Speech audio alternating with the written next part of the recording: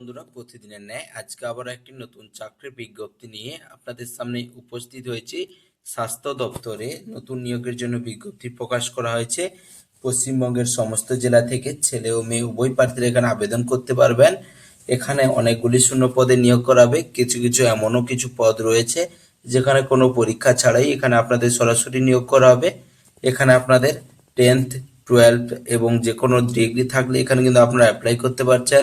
এখানে আপনাদের স্বাস্থ্য দপ্তরে অবশ্যই এখানে আপনাদের জিএনএম বা বিএসসি নার্সিং যারা করে রেখেছেন তাদের জন্য অনেকগুলি পদ রয়েছে। এখানে আপনাদের কোন কোন পদে নিয়োগ করা হবে, এর জন্য আপনাদের শিক্ষাগত যোগ্যতা কি রয়েছে, বয়স সীমা কি রয়েছে, আপনারা কিভাবে অ্যাপ্লাই করবেন, এখানে আপনাদের স্যালারি কি দেওয়া হবে, সিলেকশন প্রসেস কি রয়েছে, বিস্তারিত বিষয়গুলো আলোচনা করব এই ভিডিওর মাধ্যমে। বন্ধুরা, ভিডিওটি সম্পূর্ণ দেখতে থাকুন এবং প্রয়োজনীয় বন্ধুদের কাছে অবশ্যই ভিডিওটি শেয়ার করে দেবেন। এবং যেসব বন্ধুরা এই চ্যানেলে নতুন রয়েছে চ্যানেলটি অবশ্যই সাবস্ক্রাইব করবেন, কারণ এই চ্যানেলে প্রতিদিন কোনো না কোনো সরকারি ও বেসরকারি চাকরির আপডেট কিন্তু সবার প্রথমেই দিয়ে থাকি।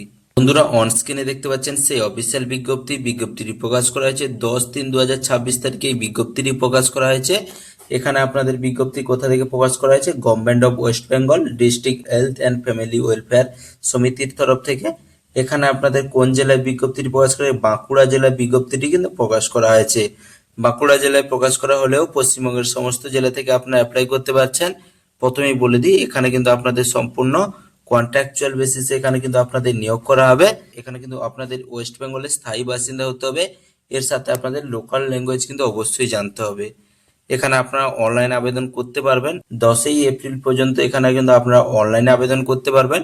24 মার্চ থেকে এখানে কিন্তু অনলাইন আবেদন চালু হয়ে যাবে। এখানে আপনাদের অনলাইন আবেদনের জন্য ইউআর প্রার্থীদের জন্য অর্থাৎ জেনারেল প্রার্থীদের জন্য 100 টাকা ফিস পেমেন্ট করতে হবে এবং রিজার্ভ ক্যাটাগরির প্রার্থীর জন্য 50 টাকা ফিস পেমেন্ট করতে হবে। বন্ধুরা, এখানে আপনাদের যেসব পদে নিয়োগ করাবে, প্রথমে যে পদটি রয়েছে কাউন্সিলর, এখানে আপনাদের এসসির জন্য একটি শূন্য পদ রিজার্ভ রয়েছে।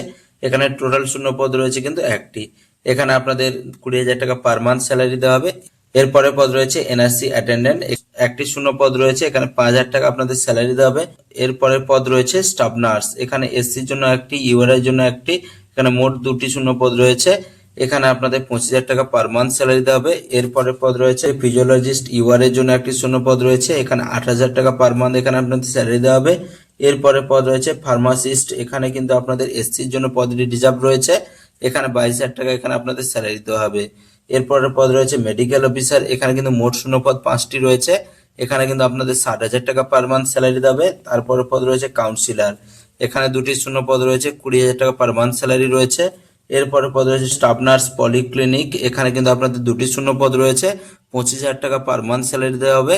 এরপরে পদ রয়েছে ডিস্ট্রিক্ট কাউন্সিলর, এখানে কিন্তু একটি শূন্য পদ রয়েছে, 30,000 টাকা করে পার মান্থ এখানে আপনাদের স্যালারি দেওয়া হবে।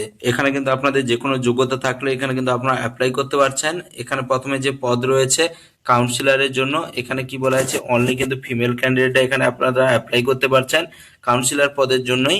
এখানে আপনাদের যে যোগ্যতা লাগবে, এখানে এসেনশিয়াল কোয়ালিফিকেশন কি রয়েছে, এখানে কিন্তু আপনাদের গ্র্যাজুয়েশন করে থাকতে হবে সোশ্যাল সায়েন্সের উপরে যে কোনো রেকগনাইজড ইনস্টিটিউট থেকে। এছাড়া আপনাদের কি বলা আছে, এখানে কিন্তু আপনাদের কম্পিউটারে এমএস অফিস, এমএস ওয়ার্ড এসব কিন্তু অবশ্যই জানতে হবে, সাথে কম্পিউটার ইন্টারনেট সম্বন্ধে কিন্তু অবশ্যই জানতে হবে। এখানে আপনাদের কি বলা আছে, অবশ্যই কাজের এক্সপিরিয়েন্স 2 বছরের লাগবে কোনো হেলথ সেক্টরে বা সোশ্যাল সেক্টরে, তাহলে কিন্তু এখানে আপনারা